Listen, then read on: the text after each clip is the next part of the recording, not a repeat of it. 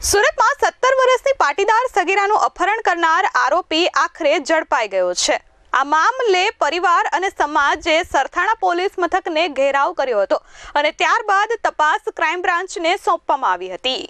સુરતના સરથાણા વિસ્તારમાં 17 વર્ષીય પાટીદાર સમાજની દીકરીને અપહરણ કરનાર આરોપી ઝડપાયો છે।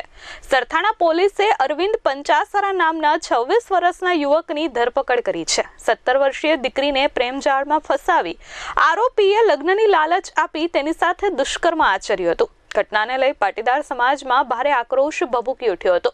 ફરિયાદ નોંધાયાના 35 દિવસ સુધી કોઈ પણ ભાડ દીકરીની ન મળતા સરથાણા પોલીસે કોઈ કાર્યવાહી ન કરી હોવાના આક્ષેપ સાથે પાટીદાર સમાજના અગ્રણીઓએ પોલીસ મથકનો ઘેરાવ કર્યો હતો। ત્યારબાદ પોલીસ કમિશનરે સરથાણા પોલીસ ઇન્સ્પેક્ટરને આડે હાથ લીધા અને તપાસ ક્રાઇમ બ્રાન્ચને આપવામાં આવી હતી। ક્રાઇમ બ્રાન્ચને તપાસ સોંપ્યાના 2 જ દિવસમાં આરોપી સરથાણા પોલીસના હાથે ઝડપાઈ ગયો છે।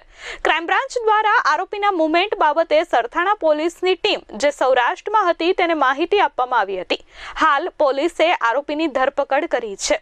પકડાયેલ આરોપી અરવિંદ પંચાસરાએ સગીરા સાથે લગ્નની લાલચે દુષ્કર્મ આચર્યું હતું।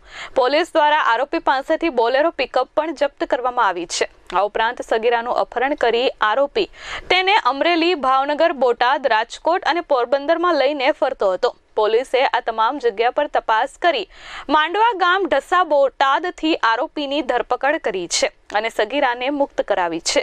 આરોપી મૂળ અકાળા ગામ લાઠી અમરેલીનો રહેવાસી હોવાનું સામે આવ્યું છે। હાલ સમગ્ર મામલે વધુ તપાસ સુરત ક્રાઇમ બ્રાન્ચ દ્વારા હાથ ધરવામાં આવી છે। Bureau report S24 news Surat.